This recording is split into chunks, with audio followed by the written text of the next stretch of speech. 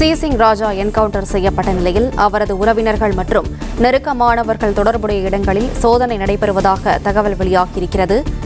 வில்லிவாக்கம், சேலையூர், தாம்பரம் உள்ளிட்ட 10ற்கும் மேற்பட்ட இடங்களில் இந்த சோதனை நடைபெறுவதாக தகவல் வெளியாகியிருக்கிறது. கூடுதல் விவரங்களோடு செய்தியாளர் கதிரவன் இணைப்பில் இருக்கிறார். கதிரவன், வணக்கம். மேலும் விவரங்கள் என்ன சொல்லலாம்?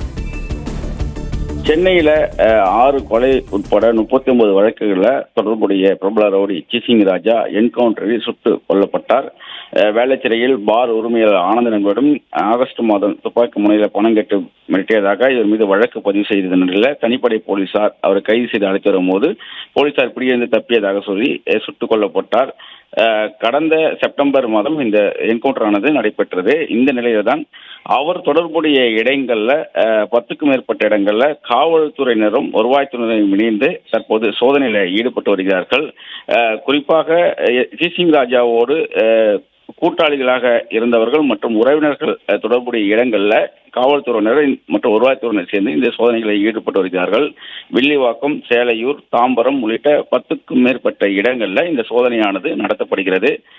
பள்ளிக்கரை துணை ஆணையர் கார்த்திகேயன் தலைமையில 100க்கும் மேற்பட்ட போலீசாரும் வருவாய்த்துறையினரும் சேர்ந்து இந்த சோதனையில் ஈடுபட்டு வருகிறார்கள். சட்டவிரோதமாக பலரை மிரட்டி சொத்துக்களை பறிமுதல் செய்து வைத்திருப்பதாக கிடைக்கப்பட்ட தகவலை அடுத்து ஒரு வீட்டில் இது போன்று மறைத்து வைக்கப்பட்டிருக்கிறதா, அந்த ஆவணங்கள் மறைத்து வைக்கப்பட்டிருக்கிறதா என்பதற்காக இந்த சோதனையானது நடத்தப்படுவதாக தகவலானது தெரிவிக்கப்பட்டிருக்கிறது. அவருடன் நெருங்கிய கூட்டாளிகளாக இருந்தவர்கள், அதே போல உறவினர்கள், அவரது மனைவி உறவினர்கள் என அனைவர் வீடுகளிலுமே இந்த சோதனையானது நடத்தப்படுவதாகவும் தெரிவிக்கப்பட்டிருக்கிறது. காலை 6 மணி முதலே போலீசார் இந்த சோதனையில் ஈடுபடுத்தப்பட்டிருக்கிறார்கள். அவரது உறவினர்கள் யார், நெருங்கிய கூட்டாளிகள் யார், கடைசி 3 மாதமாக யாரோடெல்லாம் நெருக்கமாக இருந்தார் போன்ற விவரங்களை சேகரித்து இந்த சோதனையை நடத்துவதாகவும் காவல்துறை சார்பாக தெரிவிக்கப்பட்டிருக்கிறது. நீதிமன்ற உத்தரவை பற்றி இந்த சோதனையானது நடத்தப்படுவதாகவும் தெரிவிக்கப்பட்டிருக்கிறது. விவரங்களுக்கு நன்றி கதிரவன்.